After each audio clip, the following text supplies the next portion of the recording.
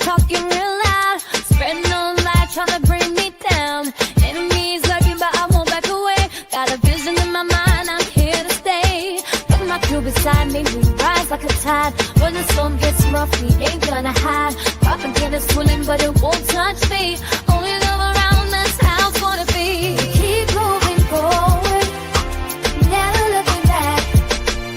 The truth's in the power, it's an unstoppable track. In the city lights where dreams collide, we hustle through the night, fire in our stride. Whispers in the dark can't dim my glow. With rhythm in my soul, I'm ready for the show. We break the chains, rewrite the rules in this concrete jungle where nobody's fools. Unity sings louder than the lies they scheme. In the heart of the struggle, we dare to dream. Keep moving forward, never looking back.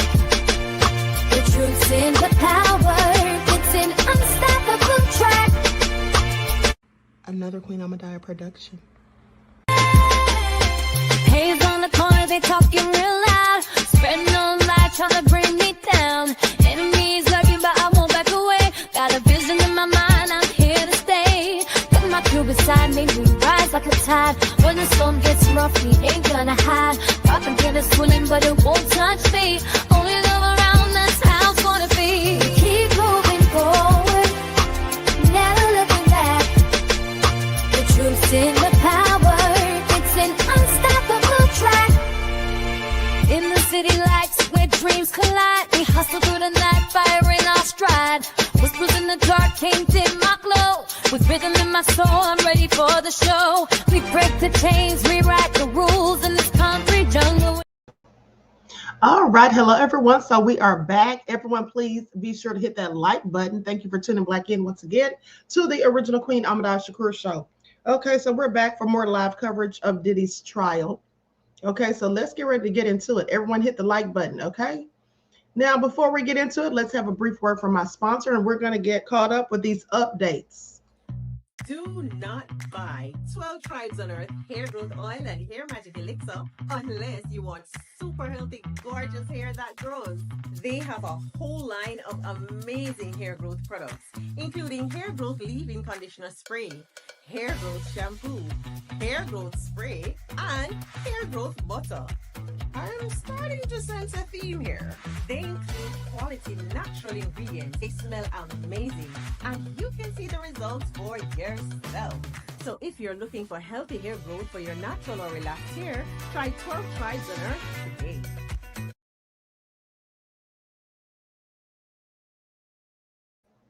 Okay, so don't forget you can purchase 12 Tribes hair oil at Etsy.com. Just look for Lisa Cross. You can also find it at Walmart.com. Okay, so welcome back, everybody. So let's get into it. Now, the first update from CNN says the judge is back on the bench. This is 18 minutes ago. Okay, the lawyers are discussing some issues before the jury returns. And then 7 minutes ago, prosecutors have called Mila Morales, a former makeup artist for Sean Diddy Combs, and his ex-girlfriend, Cassie Ventura, is now on the stand. So this is a makeup artist. Now, that being said, here's a couple of things that I found out from my source while we were on the break. Okay, so I called them because I thought it was strange.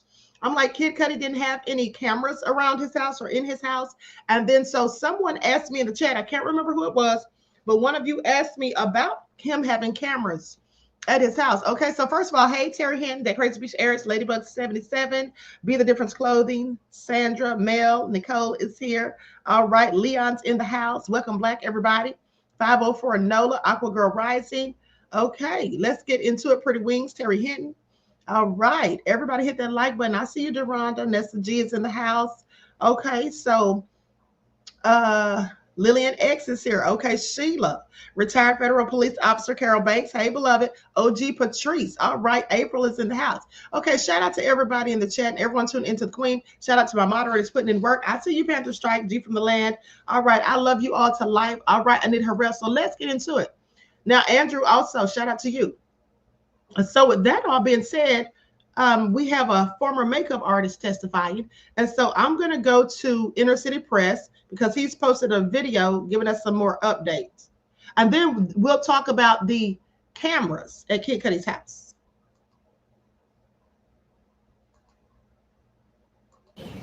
Okay, here we are, Matthew Russell Lee, Inner City Press, here, midday on Thursday, May 22nd, in the U.S. versus Sean Combs trial. We've just heard the testimony, the full testimony, including cross-examination of Scott Mescudi, otherwise known as Kid Cudi. Basically, they had him testifying that his Porsche was burned up. He believes by Sean Combs. There was a photo of a hole in the roof, damage in the car. Also, prior to that, a separate incident when his house was broken into. The door wasn't locked, but his dog was put in the bathroom. And before the jury came in, there was some discussion about bad things happening to the dog after that incident. And that was ruled inadmissible, just the fact that the dog had been locked up. He also had a dog babysitter. Anyway, he was pretty compelling. He said that, he wanted to give Cassie space. Brian Steele, the lawyer brought in by Combs, fresh from the Young Thug trial, down in Atlanta. I think maybe he was brought in for his kind of prominence, I guess, now in rap cases, because maybe, I don't know if Alex Spiro could have done the same thing if he'd been brought in for this. My read on it was that Kid Cudi was kind of deferential and like, okay, Mr. Steele, can I tell you something? The judge said, no, wait for redirect, which was by Emily Johnson. All in all, I don't know. The testimony is what it is. We live tweeted it. You can read it all. We're doing absolutely the best we can. And we'll be putting out now, maybe even later today, week two of USA versus Sean Combs, Diddy on trial. But this was I would say it was a high point of the trial, not just because of the sort of celebrity buzz in our culture, but he was a good witness. He spoke well. There really wasn't that much disagreement. I think Brian Steele was also kind of deferential. I think maybe he thought that the jurors liked Kid Cudi, so it was a different approach. It wasn't a blowtorch. He just basically wanted to get him to admit that there were never criminal charges brought about the burning of the car. He said, sort of without foundation, that there was female DNA found in the car. There seemed to be a big admission, though. Scott Mescudi said that 2 years after all this, Sean Combs essentially apologized to him about it. And Steele didn't really have much to say about that. I guess you could say he could have been apologizing about anything.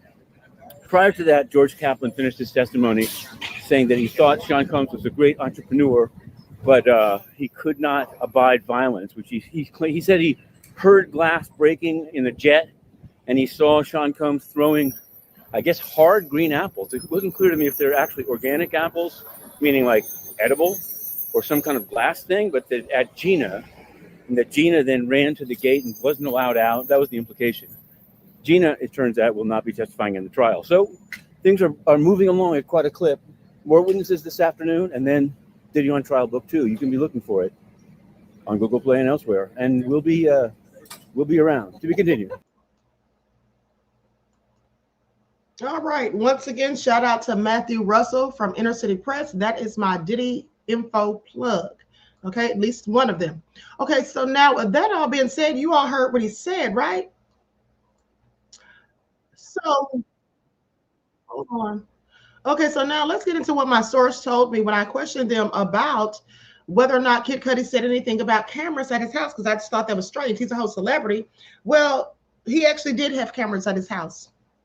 He had cameras that were, hold on. Okay, so he had cameras on his house that were like basically, trained on the house. But when he got there, the cameras were turned in the opposite direction. Okay, so that's what happened with that. Didn't say anything about cameras.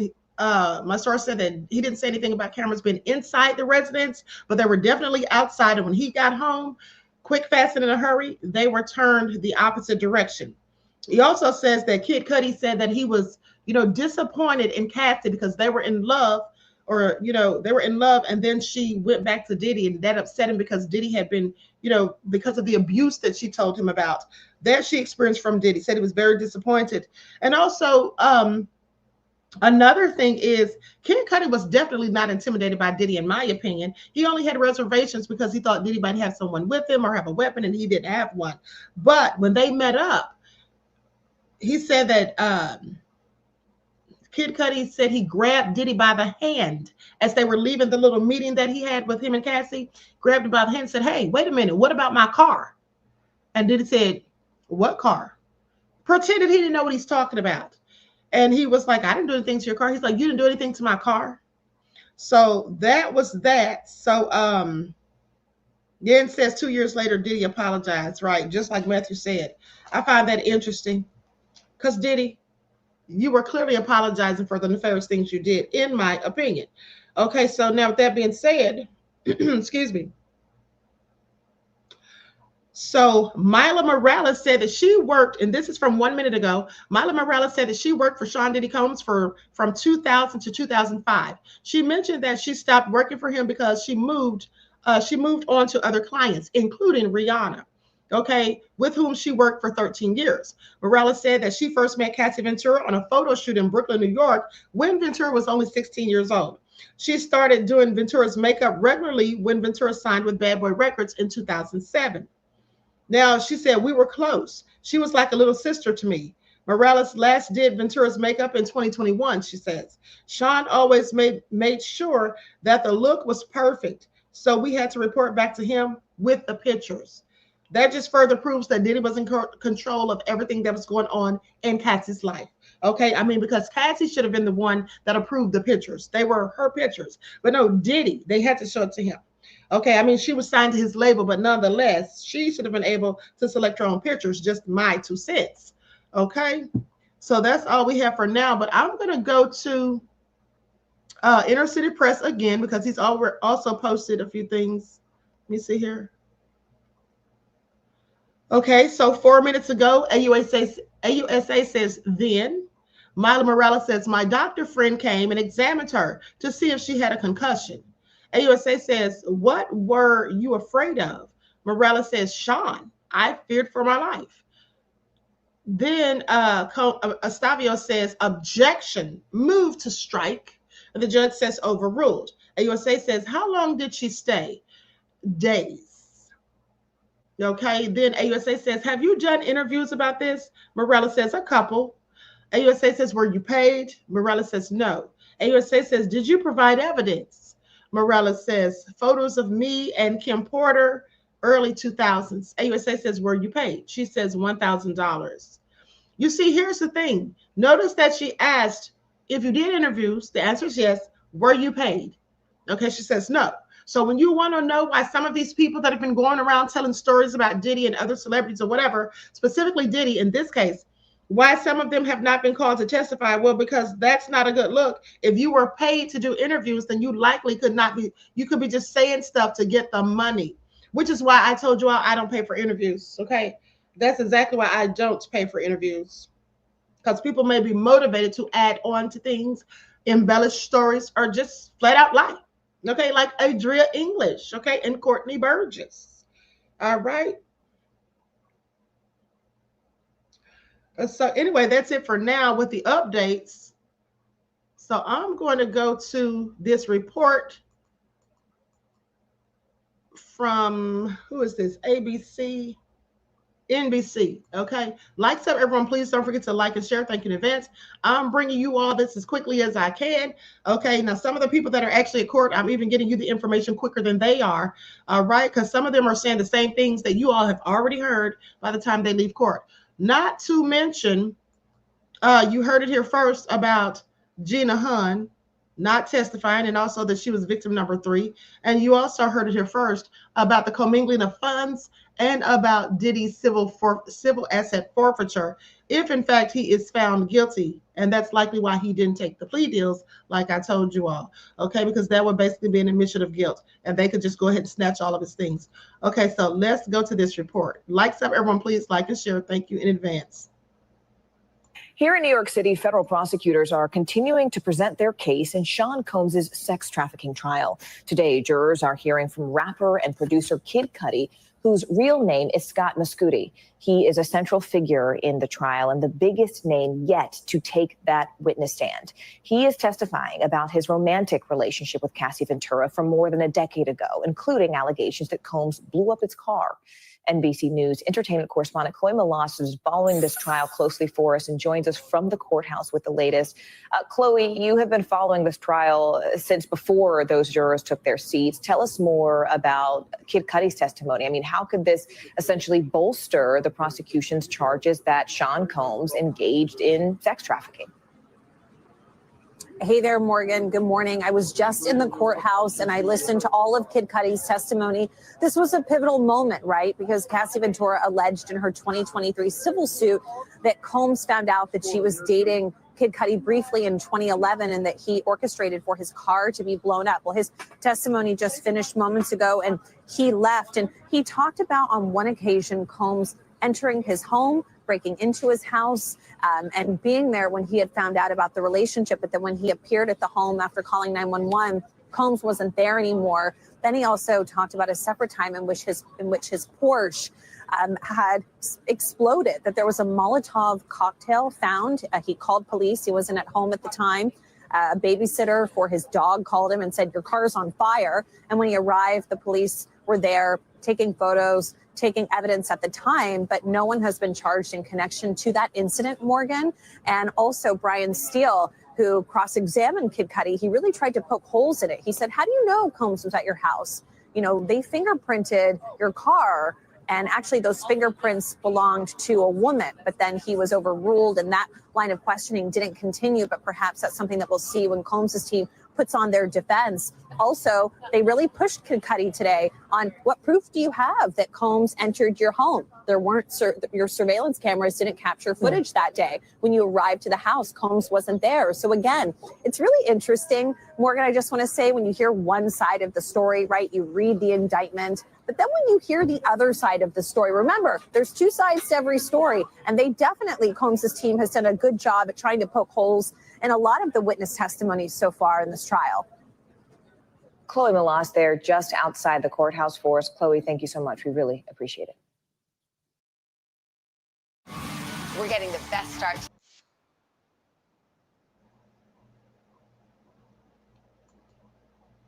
Okay, so Diddy is clearly a whole nefarious devil. Now here's the next update. This is from 3 minutes ago. Hold on just a second.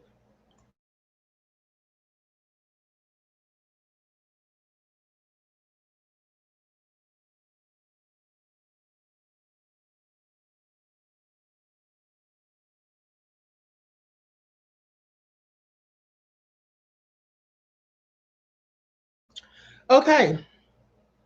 Mila Morales, a former makeup artist for Sean Diddy Combs and Cassie Ventura, saw Ventura with injuries on her face once. This was around the Grammy weekend in 2010. Now, after going to a party at Prince's house, Morales and Ventura went back to a hotel room. Combs came into the room later and asked where Ventura was. Now, if you remember, Cassie testified about this story too. She was at Prince's house. Combs went into the room where Ventura was and closed the door. And Morales heard yelling and screaming. She said, "I was frantic and I didn't know what to do." Later, Combs stormed out of the hotel room and Ventura was distraught. She had a swollen eye and a busted lip, knots on her head. This is a darn shame. Morales took, and who's defending this? Please make it all make sense. Morales took Ventura to her home where she stayed for a few days. 3 minutes ago, Mila Morales said that she had a friend who's a doctor come to the house to check Cassie Ventura out after she saw Ventura's injuries. The doctor examined the injuries to Ventura's face, her stomach, and her ribs, and recommended Ventura go to the emergency room. Morales, a former makeup artist for Sean Diddy Combs and Ventura, gave this testimony, saying that Ventura refused to go to the emergency room and they didn't call the police. Morales said that she didn't call police because she feared Combs and she feared for her life. After the incident, Morales said that she and Ventura never spoke of it again. 1 minute ago, Assistant U.S. Attorney Maureen Comey is done with direct examination, and Defense Attorney Anna Estavio is beginning cross-examination. I'm interested to see how this is going to turn out. Okay, so still waiting for more updates. We're going to go to this report. While we wait, we're going to go to this report from CBS.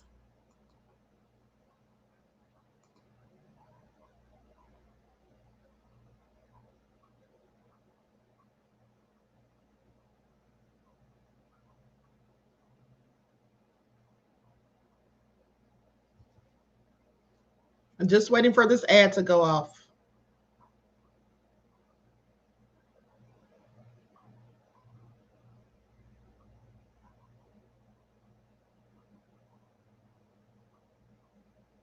to take the witness stand today in the federal sex trafficking trial of Sean P. Diddy Combs. He's expected to testify about his former relationship with R&B singer Cassie Ventura, Sean Combs' ex-girlfriend. Elijah Westbrook is live outside federal courthouse in Lower Manhattan with more. Elijah? That's right, Chris. Yeah, in just a few hours, our court will resume, and it's then when we will hear testimony from at least two individuals. The first one being from George Kaplan. He was Diddy's former assistant. And then after he wraps up, we will hear from popular rapper Kid Cudi, who had a relationship with Cassie Ventura back in 2011. Now, the popular rapper is expected to tell the jury about that relationship with Cassie. She testified that the relationship sent Diddy into a rage and claimed that he beat her when he learned of it.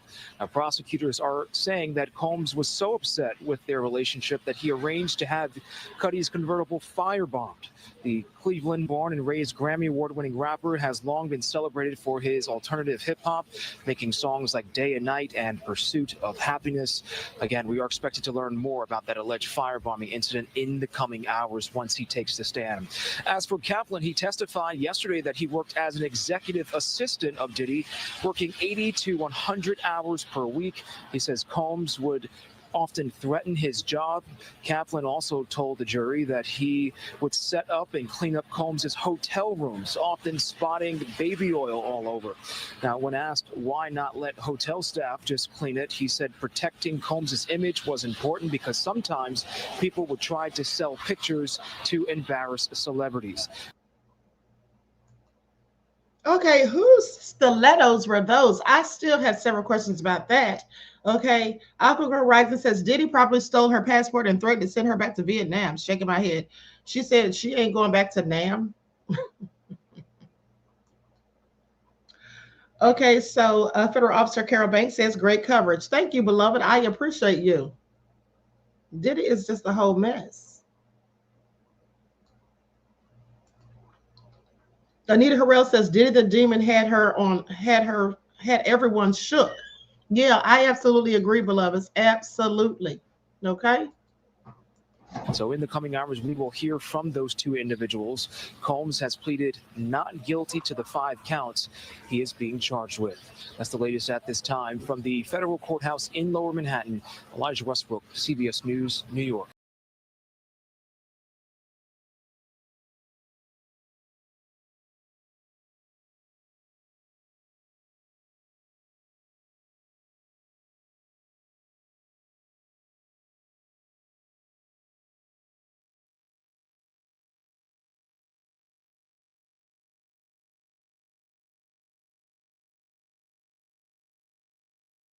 Question or a statement? You never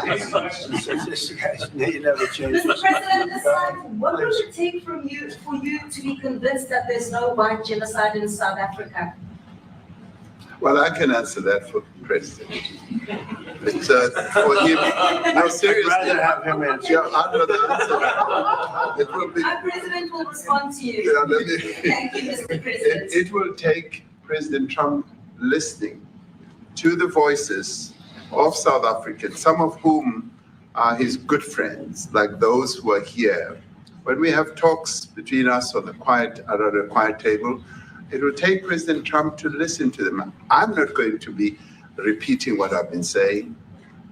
I would say if there was Afrikaner farmer genocide, I can bet you these 3 gentlemen would not be here, including my Minister of Agriculture. He would not be with me. So it'll take him, President Trump, listening to their stories, to their perspective. That is the answer to your question. But Mr. President, I must say that we have, wait.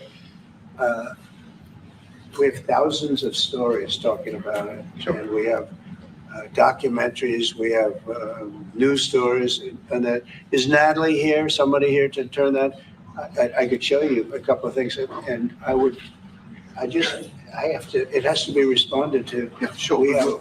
Let me see the articles, please, if you would, and turn the lights down. Turn the lights down, and just put this on. It's right behind you, Johan. There's nothing this parliament can do. With or without you, people are going to occupy land. We require no permission from you, from the president, from no one. We don't care. We can do whatever you want to do. Who are you to tell us whether we can occupy land or not? We are going to occupy land. South Africa occupy land. That's who we are. So whatever you want to do, we can withdraw my membership from this useless parliament. Honorable. Yes, honorable member. Must never be scared to kill. A revolution demands that at some point there must be killing, because the killing is part of a revolutionary act. Shoot, kill, Namasa, kill the poor, the farmer, kill the poor, the farmer, pa, pa, pa, pa, kill, Namasa, kill the poor, the farmer. The man of D-Day in PE is a white man. So these people, when you want to hit them hard, go after a white man. They feel a terrible pain because you attacked a white man. Not because Mashama and Suri will not be touched. They will be touched. Come on. But we are starting with this whiteness. We are cutting the throat of whiteness. Shoot, kill, the master, kill the brewer, the farmer, kill the brewer, the farmer. Pa, pa, pa. Shoot to kill, the master, kill the brewer, the farmer, kill the brewer, the farmer.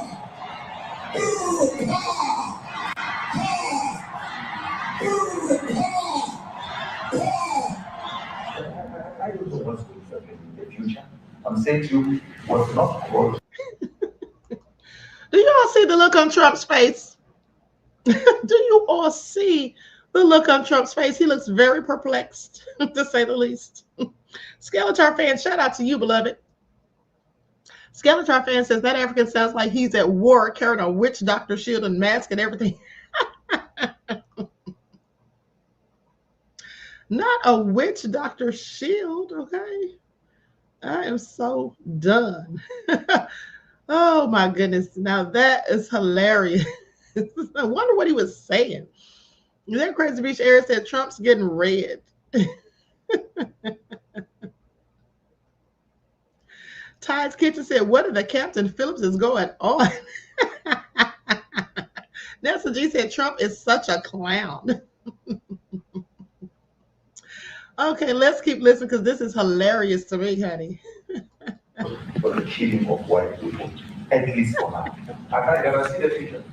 And you understand somebody watching that, especially as it gets shared on Twitter, they freak out. It sounds like a genocide on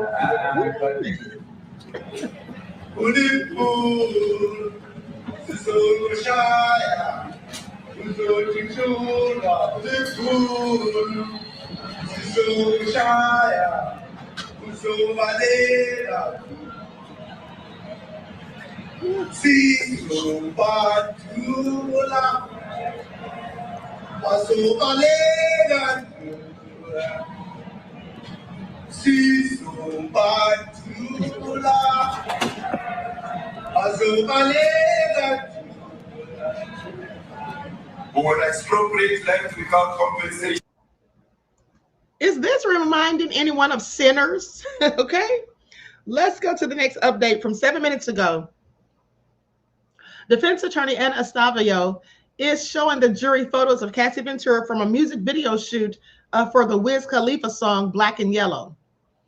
Mila Morales, who is on the stand now, did Ventura's makeup for the shoot. Now, before the jury entered, the defense argued to admit photos like this to push back at Ventura's previous testimony that Sean Diddy Combs stifled her career and with the freak-offs, okay, that he allegedly orchestrated.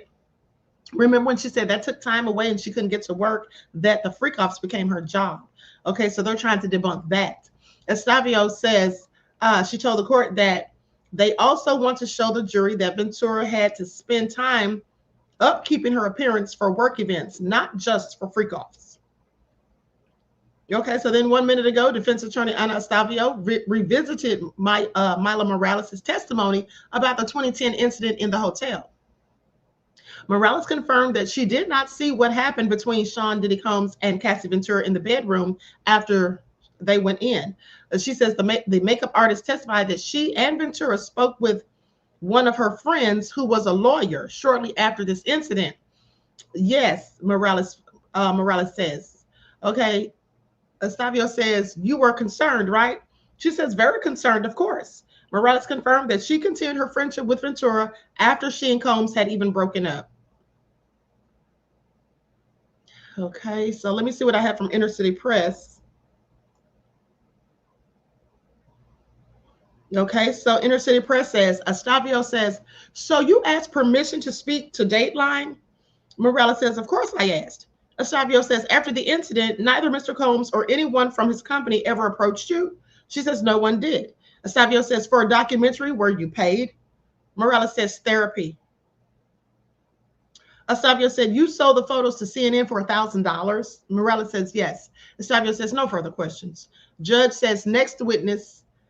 Now, Frederick Zemmour, the general manager of Le Hermitage Hotel, LA. Okay, I guess that's the next witness. And so AUSA says, why are you here? Zemmour says, I received a subpoena. Okay. Says, I received a subpoena. Okay, so now let's wait for further updates. Whether they like it or not, if they object, they can seek a refugee in America. Now this is very bad. These are burial sites right here. Burial sites. Over 1,000 of white farmers, and those cars are lined up to pay love on a Sunday morning. Each one of those white things you see is a cross. Okay, so I'm pretty sure Trump's lying because he's just a liar who lies. But what they are obviously looking at and viewing is likely one of the documentaries that Trump claims that they made about the genocide of people who look like him in South Africa. Okay, so let's keep listening. And there's approximately 1,000 of them. They're all white farmers, the family of white farmers. And those cars aren't driving. They're stopped there to pay respects to their family member who was killed. And it's a terrible sight. I've never seen anything like it. Both sides of the road, you have crosses.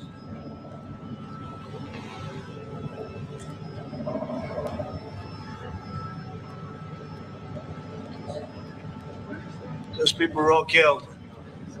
Have they told you where that is, Mr. President? No, I'd like to know where that is, because this I've never seen. I don't. Okay. I mean, it's in South Africa. That's where. We need to find out.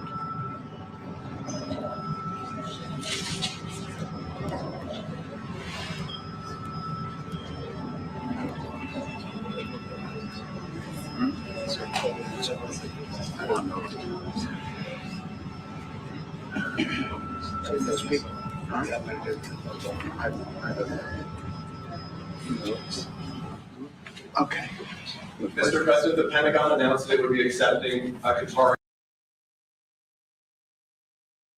Now, so the South African president said that he would like to see, or he's never seen that before, and he'd like to find out.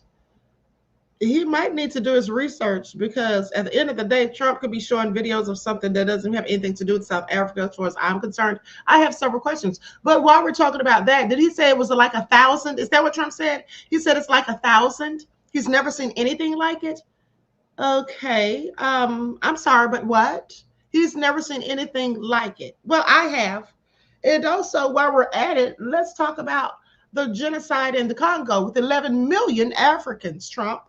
Let's talk about that, shall we? But no, he doesn't want to talk about that. He doesn't even want that type of stuff put in history books, okay? That's just the gist of it for me. Okay, so let me go to the next updates. Defense attorney Ana Estevio revisited Milo Morales' testimony about the 2010 hotel incident.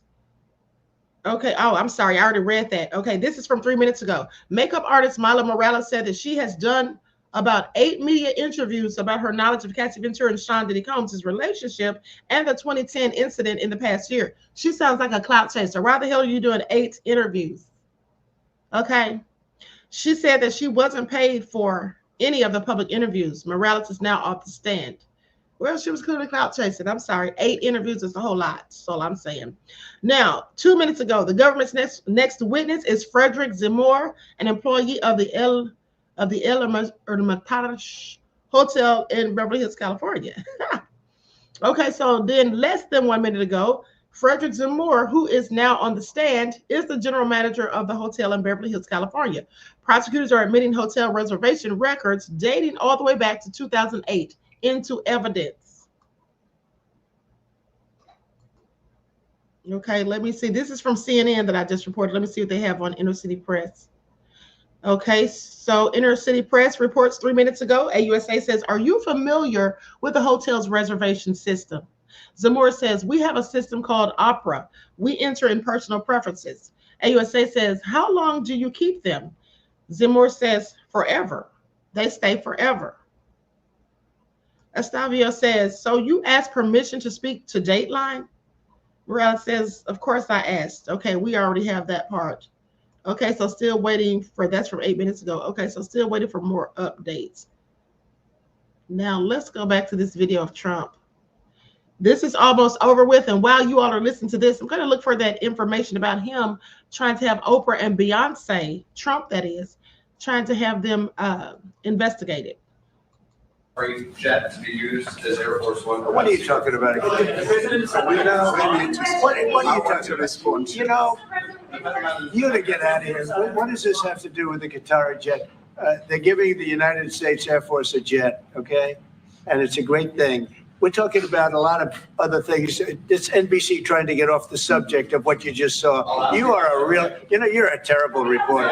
Number one, you don't have what it takes to be a reporter. You're not smart enough. But for you to go into a subject about a jet that was given to the United States Air Force, which is a very nice thing. They also gave $5.1 trillion worth of investment in addition to the jet.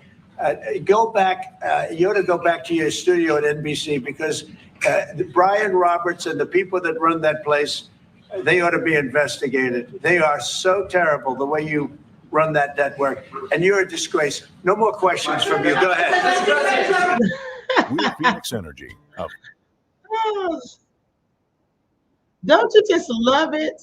Don't you just love it how Trump gets so mad, butthurt, and bent out of shape when someone says or does anything that he doesn't like? He totally tries to discredit them and say that they're not worthy of their job. He tries to go all in. Trump, you're not worthy of your job. And in fact, you're a whole convicted felon. Should be in prison where Diddy's headed right now, as far as I'm concerned.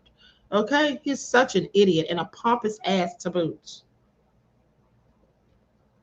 Okay? With that all been said, let me see if I can find this thing with Oprah real quick. Okay, Mel said Trump hates the truth. Yes, he absolutely does.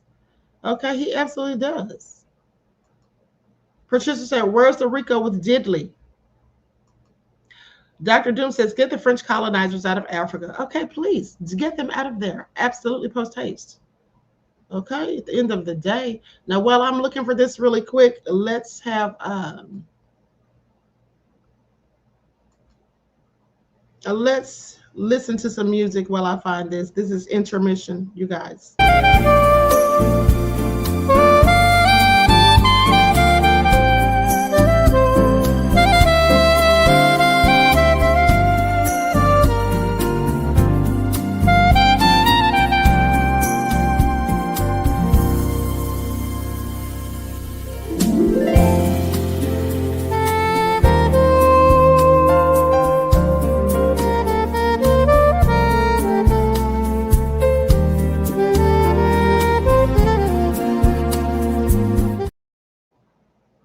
Okay, I'm going to share my screen. Likes up, everyone. Please don't forget to like and share. Thank you very much for your participation and cooperation.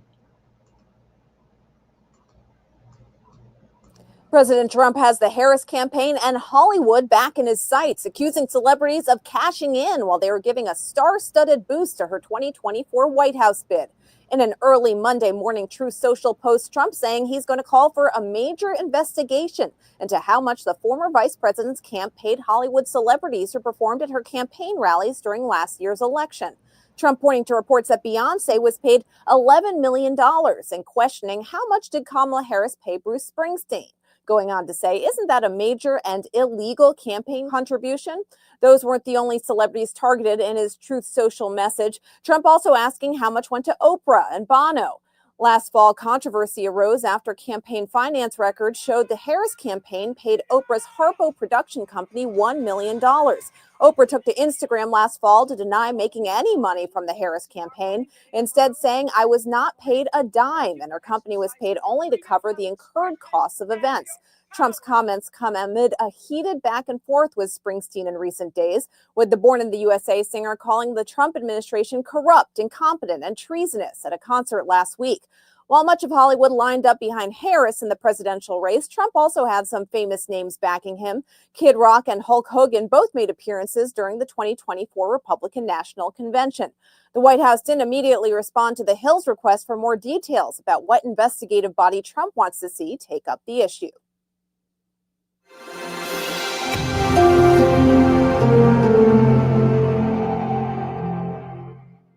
Here's how to never have to worry about.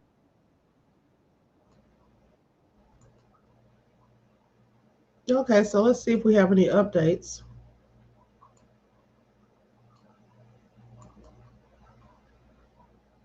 Nelson G says Elon paid $289 million. So what's the problem? Okay, Elizabeth says Kid Rock, Hulk Hogan washed up both of them. Absolutely. Sarah says salute to our Queen Ahmadiyyah. Thank you, beloved. I appreciate you. And Perfect Blackness says total lies about South Africa. My wife is South African Black.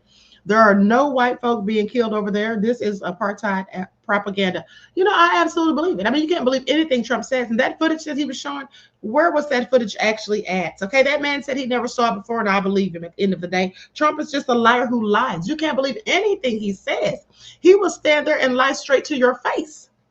Okay, and then cry foul if you don't believe his bull crap. Okay, so thank you for your insight into the topic, beloved, and your contribution to the channel. Peace, love, and blessings. I appreciate you. Oh, just a whole mess. Okay, let me see what I can find here. Still no updates.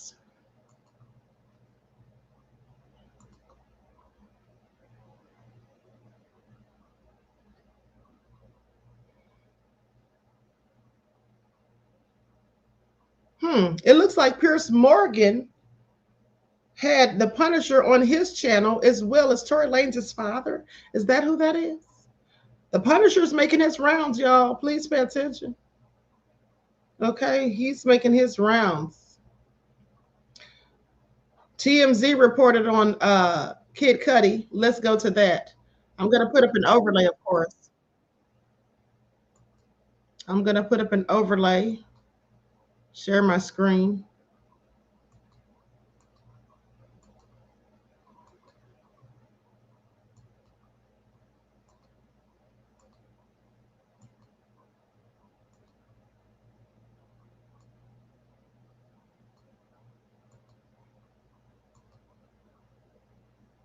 TMZ Live, Harvey Levin here. Charles here. So the stage is set for tomorrow. It is going to be a big day in the Diddy trial because everybody is talking about racketeering now. That what kind of racketeering was Diddy allegedly up to? And Kid Cudi, I think if the prosecution can tie all of this together about his car blowing up and connecting it to Diddy, that's going to be, I think, maybe the most compelling. Well, he is expected on the stand tomorrow. And yes, everyone has this allegation came out in the indictment. So for months, we knew about this, the reference that the allegation that Diddy ordered someone, not that he did it himself, but that he ordered someone to blow up Kid Cudi's car because he was jealous that Kid Cudi was dating Cassie, Right. and he was pissed off about it. Right, and we've already heard a reference to Cudi from Cassie's mom, who said that while she knew that Diddy was upset that Cassie was dating Kid Cudi, and that's when he made that $20,000 demand from her. But this blowing up the car thing is obviously would be critical to the racketeering charge. I think so, because so much of what we've heard so far, as far as I'm concerned, and look, By the way, we should make it clear, because I've heard a lot of people say this, that we hear this term racketeering, and I don't think the general public really knows what it means. The concept of racketeering, not the Christy Nome definition, I'm sure, which is very different. Wow, that was an unnecessary shot. But I wanted to.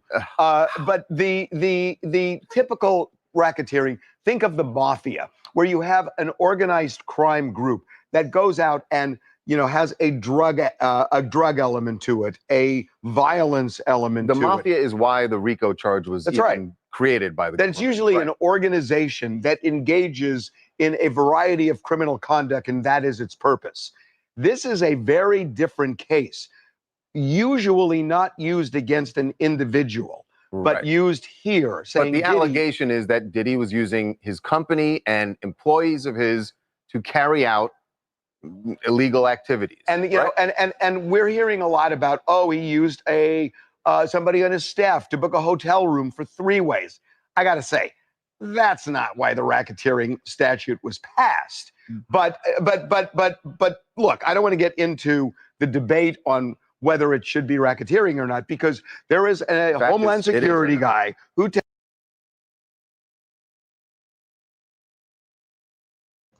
And let me just remind you all, beloveds, that I told you all days ago.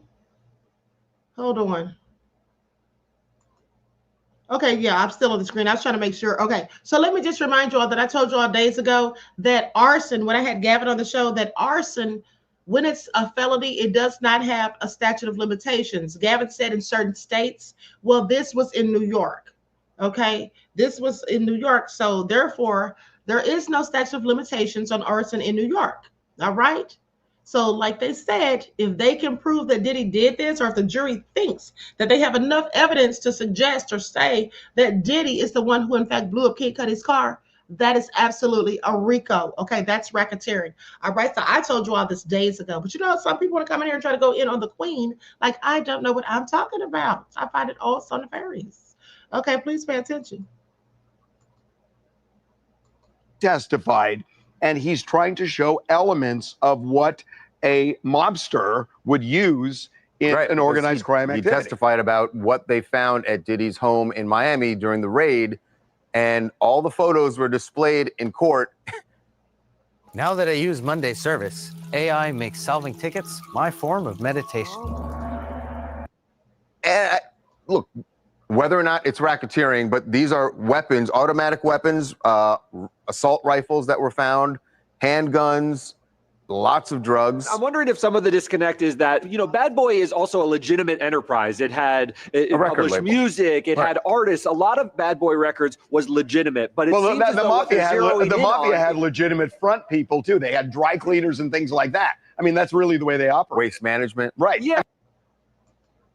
And I also want you all to pay attention to the fact that I also told you that Diddy was absolutely committing the same type of crimes that the mafia was committing. The mafia blows up cars, planting bombs underneath people's seats. Now, in this case, it was a Molotov cocktail. They've done that too. Okay, they go by threats, coercion, extortion, bribery. All of these things that Diddy's accused of is what the mafia does. So as far as I'm concerned, Diddy deserves to be charged with a RICO because that's what he was acting like, a whole darn gangster. I mean, who did he think he was? Scarface Al Capone? Okay, John Gotti himself, a member of the Gambino family? Yeah, that's obviously who thought he was. So now don't get mad, Diddy, because you're being charged the same way they were. I mean, that's the way they operate. They're a big company, and a lot of it is perfectly legal, but it seems as though he had some employees, personal assistants, and the like, that he would pressure or coerce into doing illegal acts. Bringing guns to interact with Suge Knight at a Mel's Diner is not something you do at a normal record company. It's like, show me. This is why Kid Cudi is so important. yeah, he brought guns. And what the defense is going to say is he brought guns because he did want to confront Suge Knight, but at the same time, Suge Knight was a violent guy, and we wanted protection in case something happened. So they can explain that away. If they can connect the car bombing to that's a different car bombing out of jealousy, right? I think you're explaining away a lot of what they're painting. They're painting a vast picture of a criminal enterprise, and yes, individual elements of this might be explained away, but the impression on the jury is going to be this guy had a cache of weapons, a cache of drugs. Yeah, but hold on, the cache of drugs. Do his bidding. With This the sounds like mafia, a the mafia cache of enterprise. drugs is selling the drugs. With him, he's consuming the drugs. He's a consumer. He's using the drugs, but he's also giving it to people who are involved in the freak-offs. And the allegation is that he's not selling it to him. The allegation is that they were forced into doing What these I'm saying to you freak-offs. is these freak-offs, to call it organized crime, is a real stretch. Well, a real stretch. Organized you need it to be, Harvey. If you need filing cabinets with specific criminal plans, No, this you is need a pretty organized enterprise. You need that they are physically threatening people, that they are blowing up cars, that they are extorting people. About the blowing up the car, the alleged blowing up of the car. Well, we know the car definitely caught on fire. That part isn't in dispute. It's but who did it? Who did it? There could be a potential issue, and it came up this morning in court there could be an issue with Cudi's testimony. The defense is concerned about hearsay, that his testimony, I would imagine, I'm guessing that his testimony about the car blowing up and who did it is going to be hearsay because, he would have heard it from somebody else, from Cassie, and that's who heard it from someone else, which This is double going to be hearsay. a big issue. He's going to say, Cassie told me that Diddy was threatening us, and if you're offering that to say it was truthful, that's hearsay. And it's classic hearsay. I'm not sure they'll be able to find an exception around that. If you're just looking to say, Sir Cudi, were you scared of Diddy? You can have that kind of testimony. People can be scared. That's not Right, hearsay. but the scared is a subjective thing internally. What they need to show is the objective fact that Diddy allegedly ordered the blowing up of Cudi's car. And you need what we call percipient witnesses, witnesses who actually see or hear something that they can testify about. If it's heard it from a friend who heard it from a friend who. All right, don't. Yeah, because that's all hearsay. You heard from somebody who heard from somebody, whatever. That's all hearsay, which is not admissible in a court of law. Okay, above all that drama, says Queen, I am watching, but under the weather. I love you and my cyber family to life. Okay, thank you, beloved. I love you too. And thank you for your kind words and your contribution to the channel. Peace, love, and blessings. I hope you get better soon, beloved.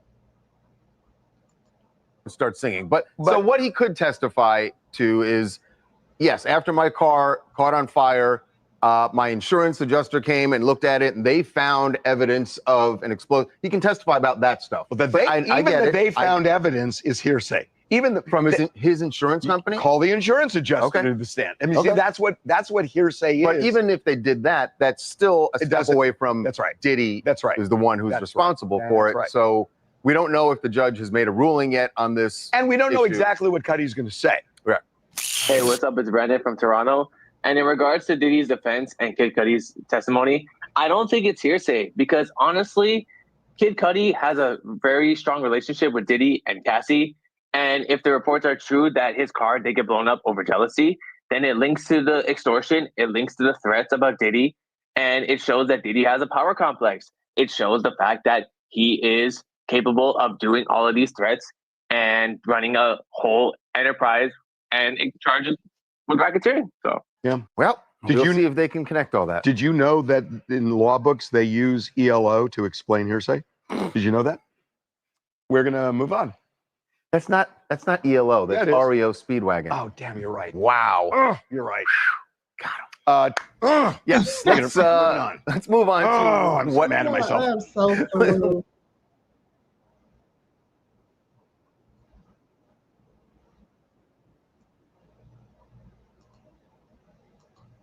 Okay, so while we wait for more updates, let's take a look at what's going on with Rodney Hinton. You all remember Rodney Hinton, the man who lost his son after he was shot by the police, and then he ran over a police officer. So they're having a mental competency hearing about him today in court. So I'm going to go to that in just a moment after I see if there's any more updates.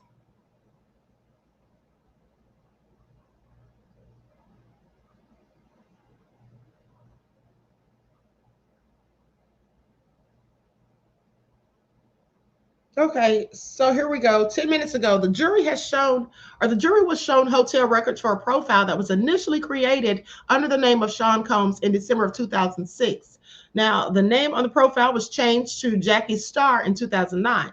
That's the name that Cassie used for herself, an alias. Frederick Zamora, the general manager at the Lee Hermitage Hotel in Beverly Hills, California, said the name was changed multiple times to Sean Combs, Frank White, or Frank Black around 2011 and 2012. Okay. In 2019, the name was changed to Ryan Lopez. All of these aliases. Okay, so then 5 minutes ago, the jury just notes associated with the hotel profile associated with Sean Diddy Combs. Here is what the notes include. Please monitor outside his room, down the hallway to spray air freshener. Always spill candle wax on everything and use. Please monitor outside his room, down the hall to spray air freshener. It must have been funky up in there. Didn't y'all say y'all wondered what the freak off smelled like? Well, sounds like it was funky to me. Okay, always spill candle wax on everything and uses excessive amounts of oil. Place the room out of order upon departure for deep cleaning. This is what he was doing in these people's hotel rooms. So the room was funky. They had to put air freshener. There was oil. Okay, numerous things of oil and candle wax. Please pay attention.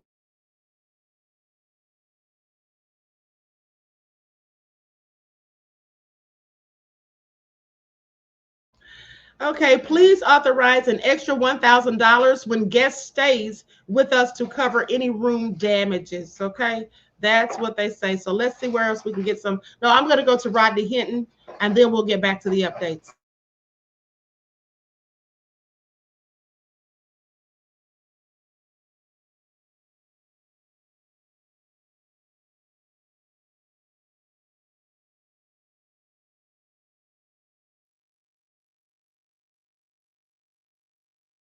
Rodney Hinton Jr. is set to face a judge today, this time for a pretrial hearing after being accused of crashing his car into Hamilton County Sheriff Deputy Larry Henderson, killing him. We're here today because Mr. Hinton has been indicted by the grand jury. He's charged with 2 counts of aggravated murder, 1 count of murder, and 2 counts of felonious assault. But questions remain about his mental competency. We requested and received this Claremont County Sheriff's body camera video showing Hinton with police after the crash that killed Henderson. It includes the time he was released from the hospital and when he was booked into the Claremont County Jail. I'm going to ask you some questions. Do you have a serious medical or mental health issue that needs immediate attention? When asked this question, you can see Hinton hesitant, and then he shrugs his shoulders. Is that a yes or no? Hinton's attorney Clyde Bennett told WCPO at a court hearing on May 13th that Hinton was on medication for a mental disorder. I wouldn't say he's fully competent, but as the days go on, I think he gets more competent every day. When a hearing is held, Mr. Bennett may have some information, including some mental health history of Mr. Hinton. Dr. Kenneth Mangus has 50 years of experience as a forensic psychologist assisting trial attorneys with competency hearings. With a high-profile case like this, I asked him, what's the process like to determine a defendant's level of competency? Or a few questions, even a few hours worth of questions, to determine if he was of rational mind at the time. Mangus says the expert will assess the defendant's personality and behavior. Hinton is accused of running his car into Henderson after Cincinnati police had shown him and his family body camera video of an officer shooting and killing his son, Ryan. Having seen his son die via the television coverage that had taken place would have been overwhelming for anyone. And Hinton's pretrial hearing is set to begin this morning at 11. We will be in the courtroom to bring you the latest. In the control room, Taylor Woods, WCPO 9 News. What if I came into your video or creative business and handed you... Okay, so you all heard that. That man said that would have been a lot for anybody, and I absolutely agree. Okay, and they want to act like that man doesn't have any mental health issues. But I want you all to pay attention, because some of these demons go out here and they commit mass shootings, school shootings, and all of this. They go shoot up people who look like me at Kroger. and they're deemed mentally incompetent to stand trial. The first thing they say is, oh, they have mental health issues. But when a person who looks like me supposedly has mental health issues, oh, now they really don't. I want y'all to pay attention to that, okay? Yes, he snapped, absolutely. Okay, and who wouldn't under the circumstances? This is all crazy. They act like that man doesn't have the, doesn't have the capacity to suffer trauma or a mental breakdown. Like it's all so nefarious, honey. This country really sucks when it comes to people who look like me, the treatment of us anyway. Okay, so now let's go to Inner City Press for the latest updates.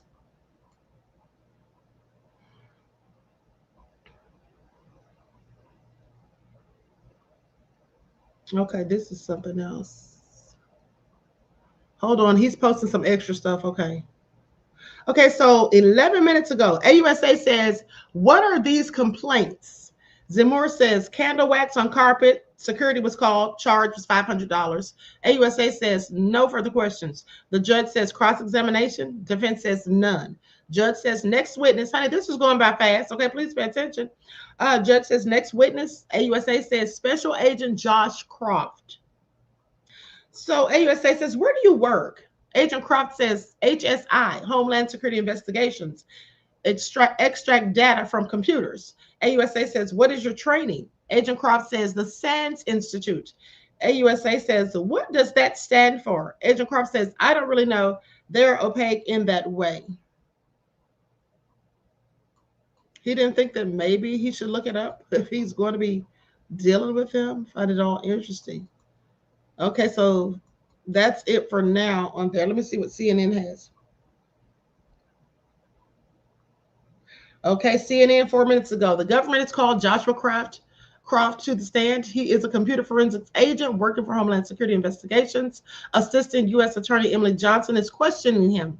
Croft is the 16th witness called by the prosecution, and Homeland Security Investigation searched Sean Diddy Combs' homes in Los Angeles and Miami in March of 2024, and HSI arrested Combs in September.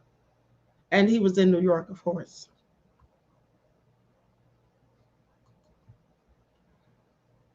Okay. So, I want to play this video with Stephen A. Smith and Chris Cuomo talking about the Democrats and how they just play these mind games basically and try to fearmonger us all. Now, this is what they say. So I thought it was interesting. I'm going to share my screen. Overlay coming.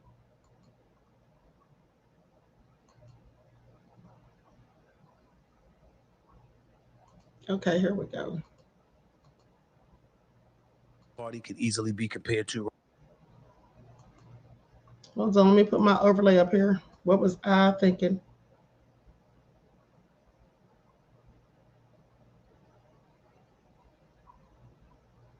A likes up, everyone, please. A like and share. Thank you in advance.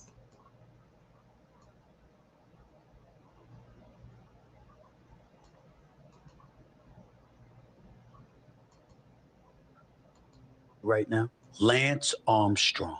He terrorized the accusers. What did the Democratic Party do when people brought up Joe Biden and his debilitation? They attacked and attempted to ostracize those who would dare question it. All right, I don't disagree with that. Let's bring in Stephen A. Smith. He's in Oklahoma City. He's going to be covering the game tomorrow night. Thank you for making time for me, my brother. I appreciate it. No problem. Always, bro. How you doing? So there's no question that they wanted to play down what was really obvious to you, what was obvious to me, right? But we weren't in the business of doing what we could to make sure that Biden won, right? I mean, that's really what this was about. It wasn't, I don't think anybody in good faith can say, shit, I didn't know. They really put it over on me. I had no idea that Biden had any kinds of issues with his age or his stage. Correct. It's what you chose and how you dealt with people. Do you blame the party? Or is this about the media? I blame both. I blame both because the party went out of its way to influence the media, and the media went against its obligations to capitulate. And that's not something that we're supposed to do. Now, understand, you're a journalist. I've been a journalist, obviously, for many years and what have you. We understand when you're cultivating sources and you're cultivating relationships, nobody tells every truth that they know. We understand that. But there's one thing to gauge what's important, what is the biggest story, what are must-haves and must-dos, and what is taboo, what to avoid, what to make sure that you don't capitulate and acquiesce to. And that's not what the media on the left did. And I hate to say the media on the left as if I'm on the right, because that's not where I'm coming at it from. I'm coming at it from a perspective where there was clearly individuals in media influenced by the powers that be on the left to ensure that they said there were certain things that they were willing to say and disseminate, and there were certain things they were willing to deny, omit, suppress, etc. And when that's a reality, as it pertains to the presidency of the United States of America, that's bad in and of itself. But it's happened throughout history. I'm quite sure every administration, we can look at it. Where it really, really gets ugly is when we take into account cancel culture and how the slightest thing anybody did, the slightest agreement anybody echoed or verbalized, your job was on the line. Your career may have been on the line. That level of bullying, that fright that they tried to implement into the psyche of members of the Fourth Estate and beyond was as egregious as I have ever seen in my career. And the fact that we now learn for a fact that we're right, that we were right with what we saw, what we were seeing, it just alarms me, and it made me think about Lance Armstrong. Because remember, 7 Tour de France titles, we get all of that, right? And you were using performance-enhancing drugs and stuff like this, and you denied for many years. We got that part. But you tried to ruin lives of those who were telling the truth. You tried to destroy them. And that's why I brought up Lance Armstrong, because that's what the culture was like before the election. I agree. I think there's another tentacle off of Lance also. You know, it turns out a lot of them were using PEDs, you know, and I see that in our politics also. I don't want to hear from the MAGA folk that, oh, Joe Biden had these guys around him who were really manipulating and helping him. That was true in the first administration here with Trump. And I don't want to hear about them with cover-ups and all that, because it's just a distraction so that they don't have to deal with what's happening right now. Because it's just easy to say Biden's worse, the Democrats are worse. And that's why I'm trying to discourage people from it. That's how I got into it with O'Reilly last night, which is that, you know, he knows this has value in terms of showing advantage of one side over the other. I just think that that means the majority loses. I got air scope done on my full abdomen, my waist, my flanks, and the fat transferred to my hip dips. My main goal was to have a flatter stomach. Since I have 2 kids, I had that mom pouch, and that is gone. Well, I would respond to you by saying this, my brother. I think, Chris, 2 things can be true. I never found myself agreeing with Bill O'Reilly ever more than I was agreeing with him in his argument with you last night. I felt that he was more right than you, and that is absolutely positively the only time I have ever felt that way. Because what he was saying was, the bottom line is that as an American citizen, if you have a president whose mental acuity is clearly compromised to such a severe fashion, we have a right to know if there are reasons why. We have a right to know about the health of the president of the United States. I got the points that you were making, and you weren't wrong. I just thought his overlying point was correct. And when it comes to the point that you just brought up in terms of them trying to utilize this as a distraction, we know that's a given. We know both sides do that. Let's distract and let's be evasive, and let's distract from the real issues and get people focused on something else other than what's really important. We've got a tariff war still going on. How is that going to be resolved? How effective is that going to be? We're hearing about all of these pledges, how trillions of dollars are coming into our economy. Really, where's the paperwork? I want to see it. Are there real commitments? And are there real commitments to what serves the American people best from an economic perspective? Or is there real benefits to you and you and your family? I want to know, since the Trumps are doing business in Saudi Arabia, right? We're looking at the borders. We understand all of that. But we're looking at the war in Ukraine with Ukraine and Russia. We're looking at the Israeli-Hamas conflict. We're wondering whether these things are going to get resolved. There's so many important Doge and the cuts, you know, waste and fraud and all of this stuff they've been talking about. We see all of that, but we want to see results. So I get your point. But in the same breath, when the other side is talking about this and they get summarily dismissed because they're supporters of Trump. And then the other side were acting like they were just neutral when in fact they put forth strenuous efforts to be against Trump. Yeah. All of a sudden, you're just as compromised as you swore That's the why other the book side guys- was, which means the believability factor doesn't belong to you. That's why either. the book Not guys, you, but I'm talking about the left. Yeah, that's why the book guys, the original sin guys, CNN and the Axios guy, are getting their ass whooped.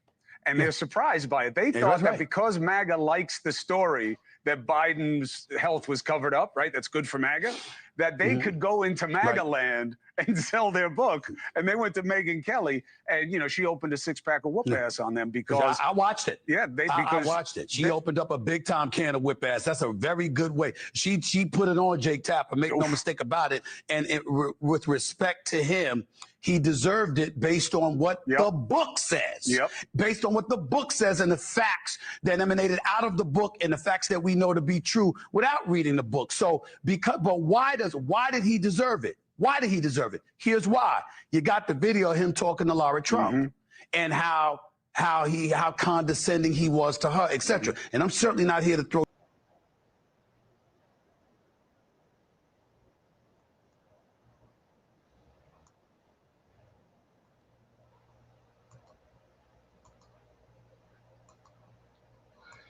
Okay, beloved, sorry about that, but I am multitasking, okay?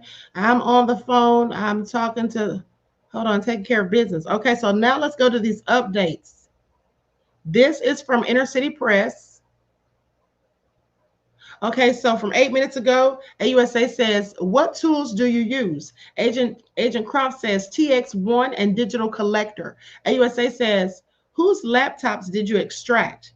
Agent Croft then says, Cassie Ventura. This is a MacBook Pro, roughly from 2010 and 2011, 2010 or 2011, with a white case. Okay, then AUSA says, did you boot it up? Agent Croft says, I got to the MacBook factory default screen. AUSA says, but you got data. Croft says, yes, the hard drive had data, not overridden by the factory reset. So they had Cassie's laptop. Now, this is very interesting. Now, AUSA says, what is unallocated space? Agent Croft says, something not viewable, something previously deleted. AUSA says, explain how computers store data. Agent Croft says, you have a table of contents. A file can still be stored in unallocated space. Okay, this is all they have thus far. Let me go to CNN. This is all interesting. Did y'all know that they had Cassie's laptop? Because I sure didn't.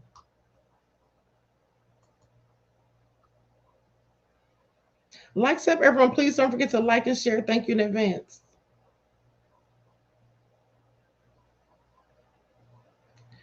Okay.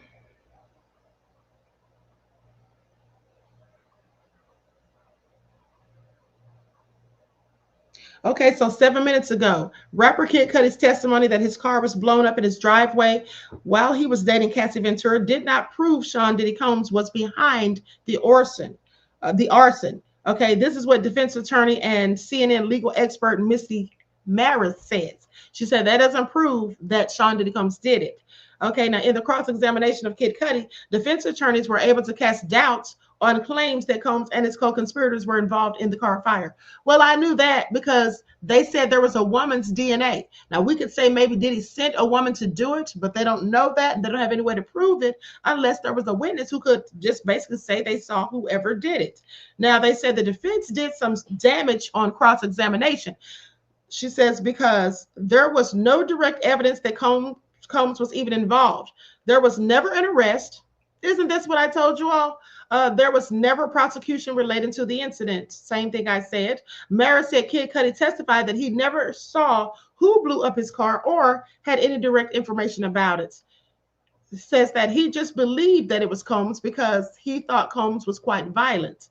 The arson incident, according to legal experts, says it is a key piece of the prosecution's argument that Combs ran a whole criminal enterprise consisting of violent behavior, trafficking, and the procurement of narcotics. Okay, Combs has pleaded not guilty to all charges. So I don't think it did what it needed to do. That whole thing with Kid Cudi's testimony, I don't think it did what it needed to do. Okay, so Joshua Croft, a computer forensics agent with Homeland Security Investigations, testified that he extracted data from 3 of Cassie Ventura's laptops. He said one of the laptops had been set to factory default and another open to a login screen with user profiles from Frank Black and a guest profile.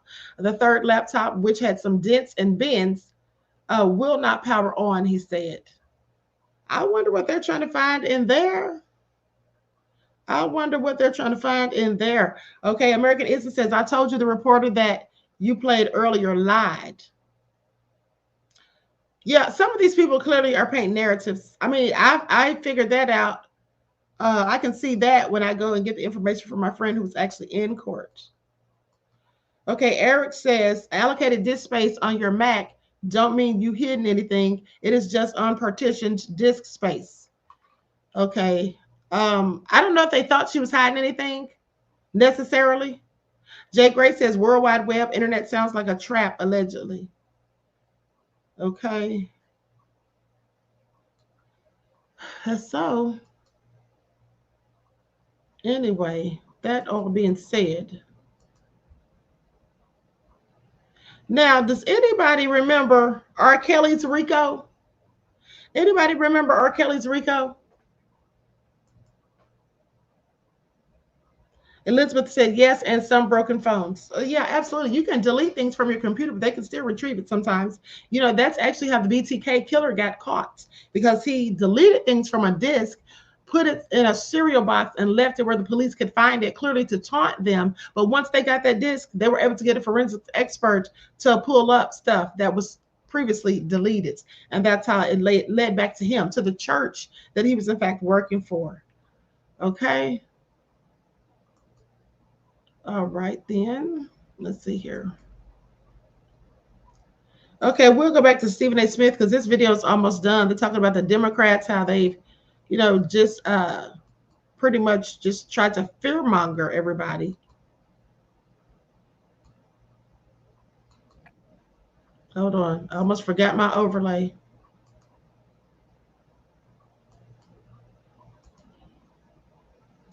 Towards people who had the audacity to be opposite and to express some level of dissent to what you were saying and what you were reporting on and what your network was reporting on. It's not the fact that you were just wrong. It was the defiance and the condescending approach that you had and the dismissive approach that you had towards others. That's what we should all be careful for, and he wasn't. And a lot of folks on the left were not, and that's why they're getting they're getting it handed to them by the conservative side at this particular moment in time. Yeah, and it'll swing back, but I just feel like the whole pendulum game just is not good for us. Let me ask you something real quick. We never talk sports. What'd you say, my man? Sure. I don't think it's going to swing back. I think that the Democrats are in grave danger of losing the midterms. I think stuff like this is going to linger. And I think when you got a guy like Trump who will continue to remind everybody about fake news and all of this stuff. And they don't realize that every little thing that they do that leans towards this kind of stuff to point the finger at them about, it all of a sudden it brings into everything you accused him of. And no matter how right you may have been, there's so much wrong along the way that you're perpetually stained. Yeah. And that's how I look at them right now. Right, and especially in a gotcha game. If you know, there's no winner. Yes. And the only thing I would say this is a gotcha game. The midterms are going to be about the economic realities at home. And that's going to I agree. That's going to be the measure. So we'll see. Real quick, I never talk sports with you. Not even personally, we don't talk about it that much. But I believe that Indiana beat basically this same Knicks team last year, you know, a few different pieces because they were hurt. And I think the Knicks are going to beat them this time. What do you think? So do I. It's going to be tough. New York Knicks got to bring their game. Indiana has depth. Hello, my name is Adam Ferrari, the Chief Executive Officer of Phoenix Energy. I look forward to you. The thing that's tricky about Indiana, Chris, is that no one is great on their team. But everybody's really good. Everybody's really good. And because everybody's really good, on any given night, a different person can beat you. And then here's the thing that I concern myself about. Jalen Brunson has been with the Knicks for 3 years. In that span, I don't know if you noticed, Chris, He's leading all scorers with 30 points per game in the postseason over his 3 years in New York. The kid is a stud. He's a superstar in this game. But he's one man. And what Indiana is famous for throwing at you is ball pressure. So they're going to defend you 94 feet, and they're going to throw different and fresh bodies at you all night long. How can you answer that call? I think he will. But will the others do the same? Karl Anthony Towns, Mikal Bridges, and OG Anunoby that will shoot lights out one day and then show up and shoot 1 for 12 the next? Karl Anthony Towns has got a post game one night and the next night he can't hit a layup to save his life. These are the kind of things that we got to watch out for. Indiana can beat the Knicks. But the New York Knicks, unlike last year, OG's healthy now. Josh Hart is healthy now. Brunson's healthy. Jalen Brunson is healthy now.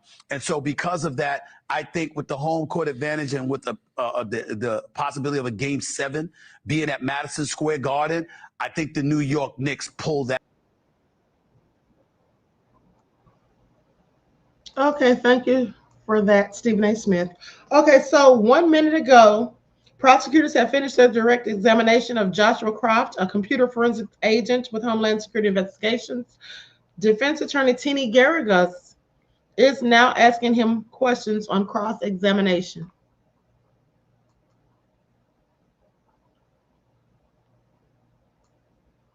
Nothing back yet. Oh, here we go. Okay, this is from Inner City Press. Okay, so AUSA says, so on these 3 laptops, how were they backed up? Agent Croft says iTunes was used before iCloud.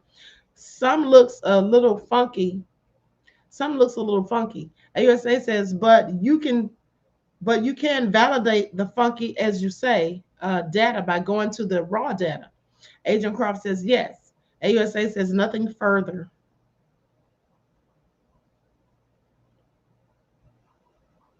Okay, AUSA says, what is unallocated space? I already read that. Okay, previously. So that's the last update from 3 minutes ago. Let me see if they have anything on CNN.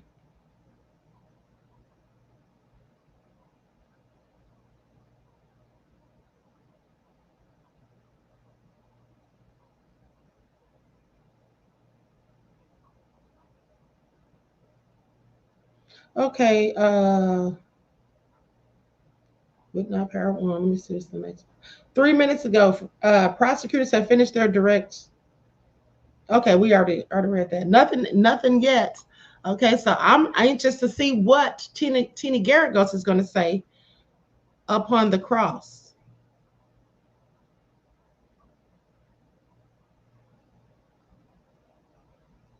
Okay.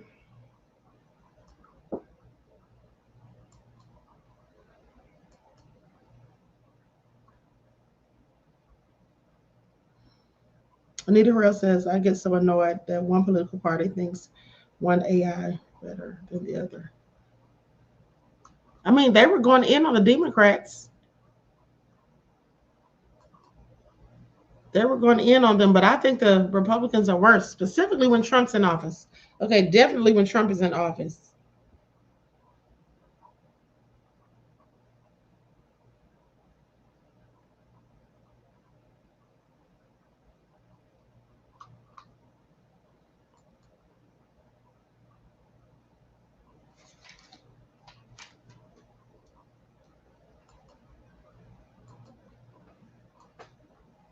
Now let's take a look at this case of R. Kelly, because remember, R. Kelly was convicted of RICO. I'm going to go to share my screen.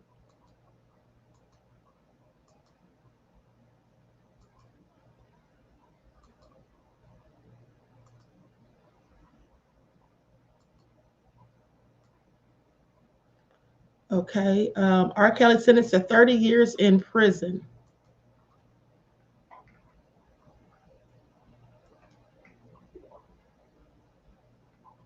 Aqua Girl Rising said they might as well bring Kevin S. back.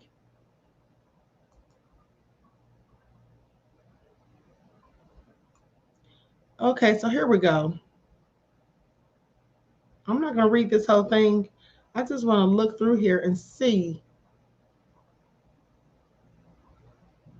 what what all he was charged with under the RICO. Now, Kelly's sentence after racketeering and multiple predicate acts conviction, including illegal S acts with minors, sexual exploitation of minors, bribery, coercion, and forced labor. These, except for the minors, these are all things that Diddy has been accused of. Okay, bribery, coercion, and forced labor.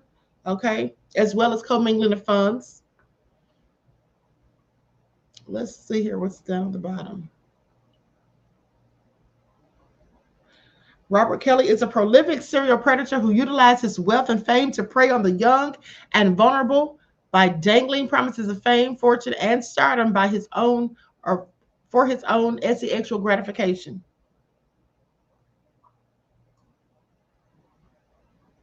Okay, so Racketeering Act 1. Let's get into it. And let's see if it looks like even remotely Diddy has some of these things, that he's done some of these things. Okay, Racketeering Act 1. Can you all see that? I know it's not very big. Okay, but anyway, Racketeering Act 1, bribery.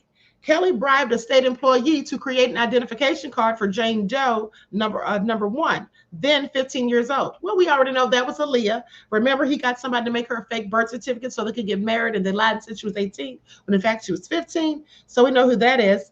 Okay, so that Kelly could marry Jane Doe, number 1, because he believed she was pregnant, and therefore the marriage could keep him out of jail.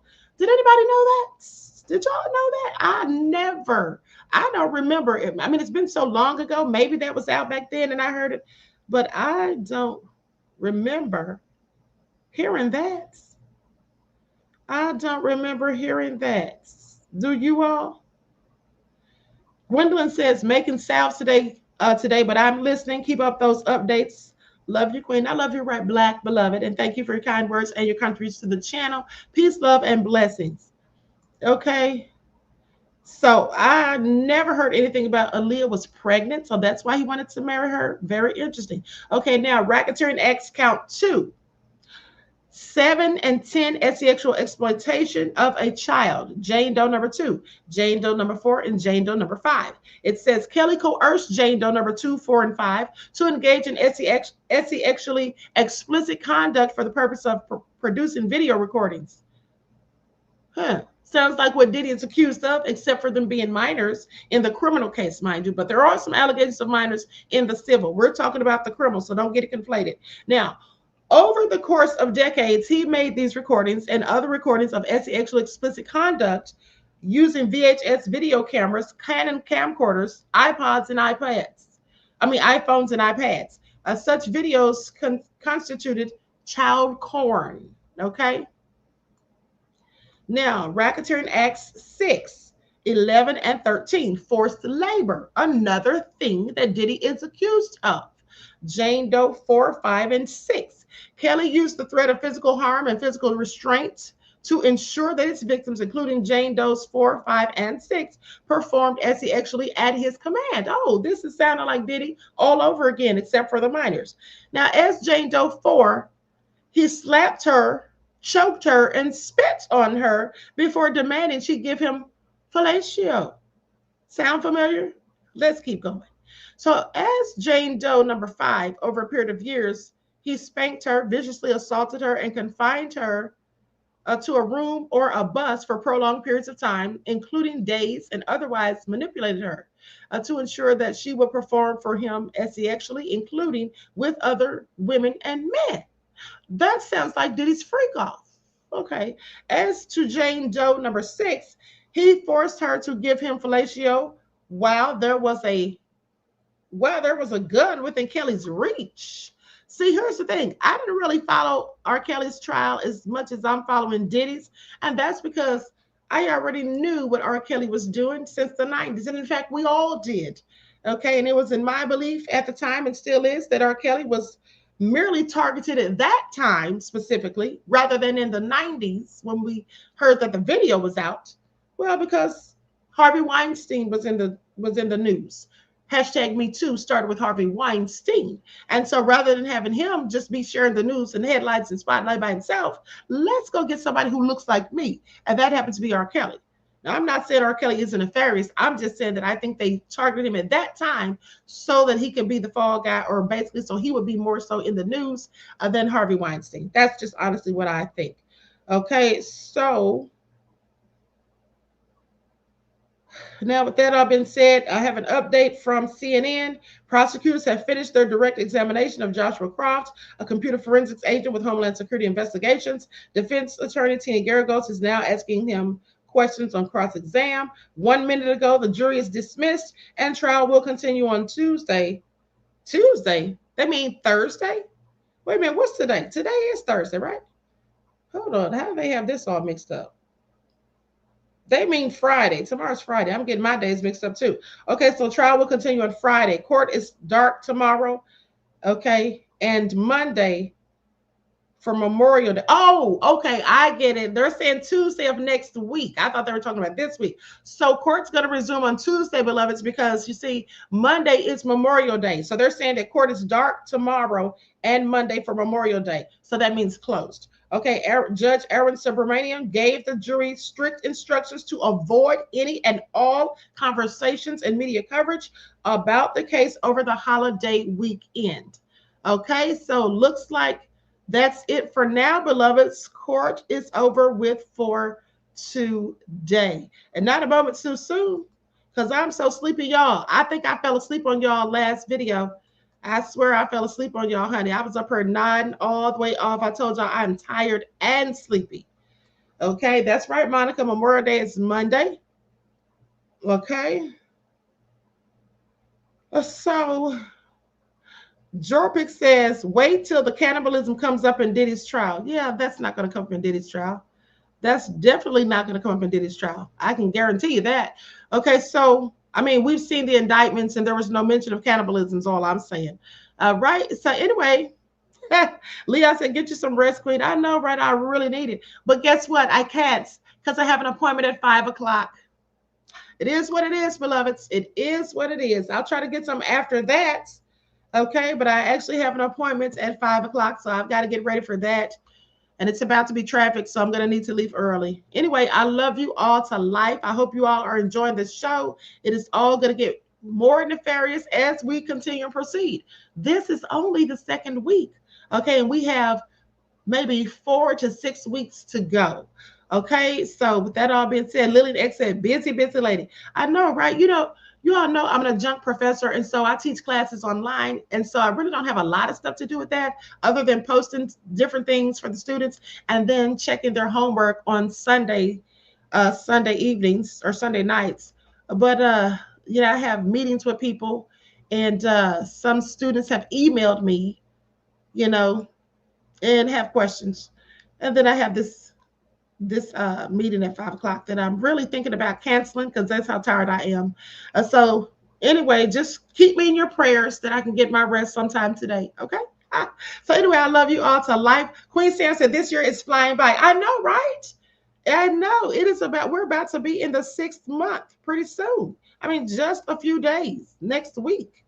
Okay, so anyway, with that all been said, I love you all to life. I hope you all enjoy the rest of this beautiful day. Each one teach one. That's how we grow and thrive. Do something productive, constructive, but never destructive. And always remember, beloveds, to keep the Most High first in your lives. Until next time, peace.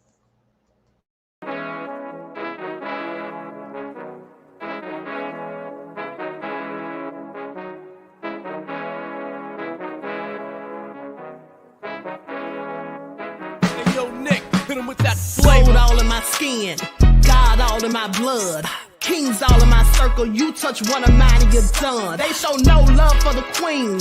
Why you hating on me? Is it cause I'm free and I got Malcolm X in my jeans? I got dreams like King Luther, shed blood like Kunsa. You ain't helping my people, I ain't got nothing to say to ya. I want all the smoke like hookah. Talking reparations, America won't be great until they give us compensation. I'm like, I'm the hottest right now. That's See right. A bunch of lames out here trying to jock on my style. They be doing too much. I'm the queen, it's too easy. It's like they all at Popeyes, how they be talking so greasy. I just sit back and laugh while these haters get madder. So nefarious how they don't want my pockets with cheddar. I tell them they can do better. This makes snakes in the grass can leave a bite on your ass, cause y'all be trusting too fast. I got my foot on the gas, other one on they necks. Dropping receipts on haters, you better show some respect. I'm never facing regrets, we only facing the threats. Running through every challenge like a relay, break no sweat.